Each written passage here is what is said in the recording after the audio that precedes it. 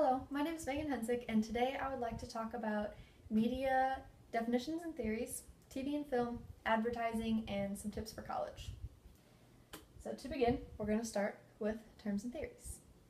The first one I would like to talk about is the first mass media. So the first mass media was newspapers. They were first intended for the upper class, and not everyone could afford them. But then over time, they became more affordable and were called the penny press because not only the higher class could afford them, but everyone else could also. Situational ethics are ethics applying to a certain situation rather than the big picture. So they're censored based on audience, setting, and topic. An example I have for that is in journalism. So there's some questions that you have to ask yourself before you put out a story. So first, is it even newsworthy? Is it true? Is anything that I have plagiarized? Who am I trying to reach, and how is it going to affect them? Am I going to be hurting people's feelings, or are people going to really enjoy what I'm putting out there? Superbug media has 4 characteristics: niche, resistant, adaptive, and stealth massive. So first is niche, which is developing products to fit into a specific place or group. So a kind of extreme example for that is we're not going to put Law & Order SVU on Nickelodeon. Everyone's going to get very mad at you because it doesn't fit into that niche of people. And then resistant is the more they appear, the harder it is to get rid of.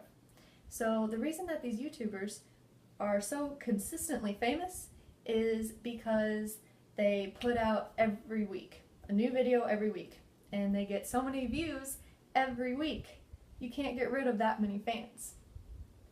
Adaptive is adapting slowly with their audience. So SpongeBob came out when I was little, and I have watched it ever since.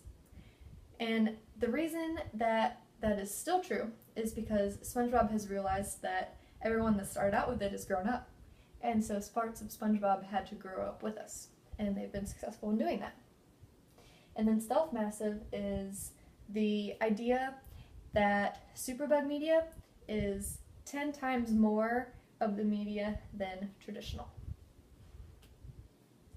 TV and film. Appointment viewing versus binge watching. So appointment viewing is you have a favorite show. It comes on every week at the same time. You sit down in front of your TV at the same time and watch it. Or you like the news. You sit down same time every night and watch that. Versus binge watching, which DVR and Netflix and streaming have really helped the binge watching grow because you could wait until the end of the season, have all of your stuff recorded, and sit and just watch it. Or wait till it comes out on Netflix and sit and watch it for hours on end. Binge. I don't know how people do it. I really don't. But going to college is like making a movie. So movies are extremely expensive to make, and wherever they can make cuts, it's essential to do so. And because they're so expensive, they want to avoid certain risks. So instead of going crazy with the shoot 'em up scene, maybe we're going to keep it PG-13 so that we can reach both adults and children, and they'd have a better chance of making more money and getting more viewers on their movie. But then, on the other hand, taking risks are important because they don't want their movie to be boring, because then whether they can reach those adults and children together or not, nobody's going to watch it. So then relating to college is really, really expensive also, and anywhere that you can snag a scholarship or a grant is really, really important to knock that price down after graduation. Reducing risks in college is important because, again, you're paying so much money for it. So you don't want to take the risk of not turning in an assignment or getting something done late. You want to make sure you have those good grades. You don't want bad grades. No. But taking risks is important because you don't want your college to be boring, because we didn't want the movie to be boring either. You want to put passion behind your work, go above and beyond on projects, and see how far you can stretch yourself. Bricolage is the French term for do-it-yourself. So most media that we see is going to be bricolage because it's people taking things from here and a little bit from here and turning it into something new. So it's basically, on a simple term, it's a collage, like this shoe I have. It's a bunch of different pictures made into a collage and it forms a shoe. Media-wise, it is shown in Johnny Depp's characters. So to get Jack Sparrow, he took the lead guitarist of Rolling Stones, Pepe Le Pew, fused them together, and made Jack Sparrow. Crowdsourcing is when a group of people contribute to complete a task. This is mostly online, like Smash Brothers. You could make a team, and basically your team helps each other to beat up the other guys and win. It's a divide and conquer kind of concept. So you want to take the task, break it up into smaller parts, so you can get it done quicker, more efficiently, and a lot easier. Advertising. We love advertising. He loves advertising. The agenda setting theory is the theory that mass media tells us what to think. Now, they don't necessarily tell us what to think or force us what to think, more so as they suggest us what we should think. So an example for that is October 2014. The media was going crazy over Ebola, while the same thing, at the same time, the midterm elections were going on. But that wasn't covered in the media basically at all. So then all of us at home were like, oh, the midterm elections, like Ebola. That is way more important. I've seen that on TV way many more times. And it's really just this concept coming to life. Nobody really cared about the midterm elections because the media was like, Ebola, Ebola, Ebola. Oh no. Native advertising is basically companies camouflaging their ads. So if you're on a website and an ad comes up and blocks your page, I'm automatically annoyed. You click out of it and you're mad. H&R Block, you made me angry. But now with native advertising, they do more of like this picture. I don't know if you can see it, but this is a web page from The Onion, and then they have this yellow box up at the top, and it says that H&R Block sponsors this page. So they're not annoying you, they're not preventing you from what you're trying to do, but you're still seeing their name, and the advertisers are getting what they needed to be done. You saw H&R Block, it's in your head. Consistency. Trade publication is publishing with the goal of reaching a specified group of people, religion, job, anything. This is usually seen in magazines, and they cover more minute details about the subject because they're only focusing on one thing, and they want to go deeper into it, which isn't normally beneficial for the general public, but it is really appreciated by that certain group of people. For example, we have the Crane magazine. I, for one, will not read Crane magazine because I am the general public and I don't care about cranes. But people that work on cranes or are really interested in them are going to buy this because it is published specifically for them.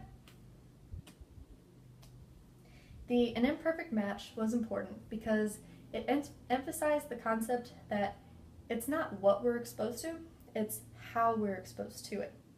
And a great example of that was the OkCupid experiment.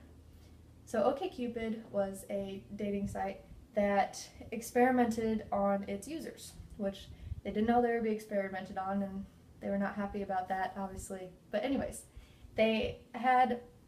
everyone had profile pictures, they had pictures on their sites, multiple pictures of them, and they had what they called a blind Tuesday. So what they did, they took down all the pictures off their site. Nobody had profile pictures, nothing. And they wanted to see how differently people would communicate.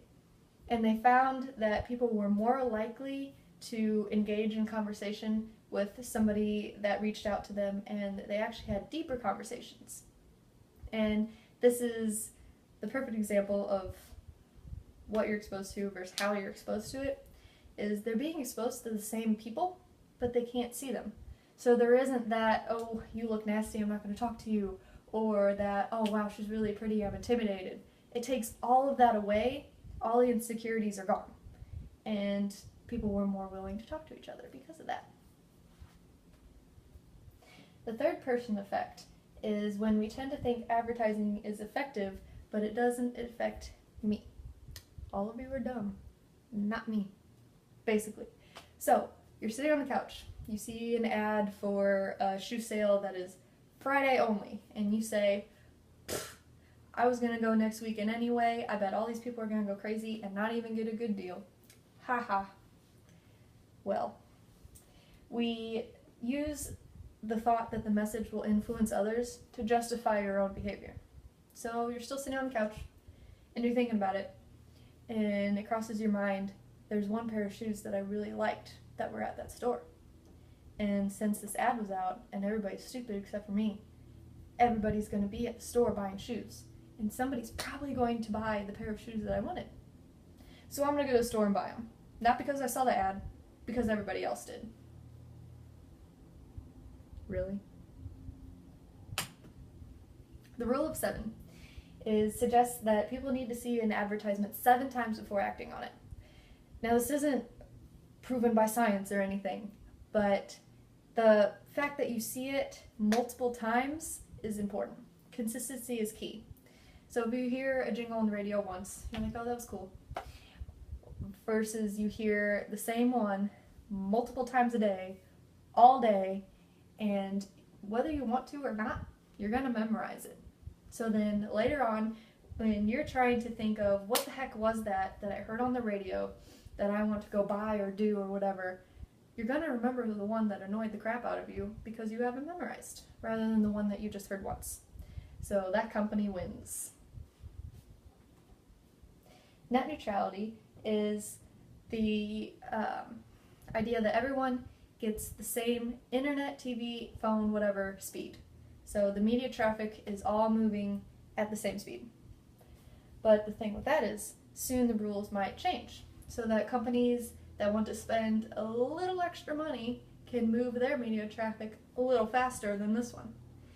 So as a result, us, being impatient as we are going to use the services from the company that's faster rather than the ones that's slower, and it's just really going to play with that competition.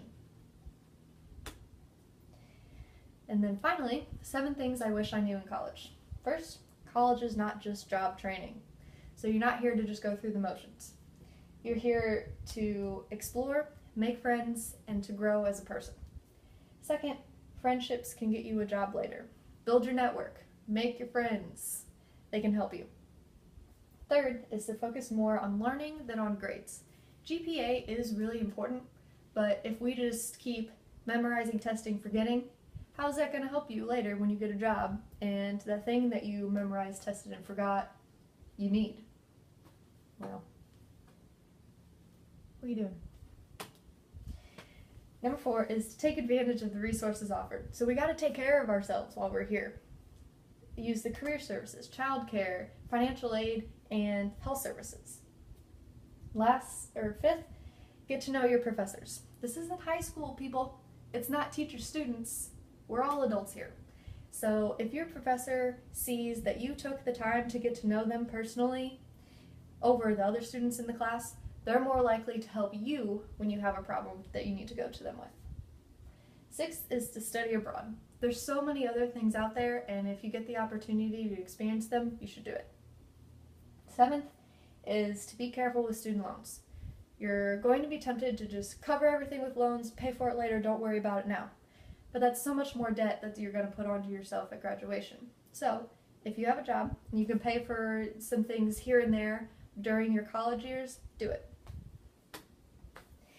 And in conclusion, we talked about media theories and definitions, TV and film, advertising, and I gave some tips in being successful in college.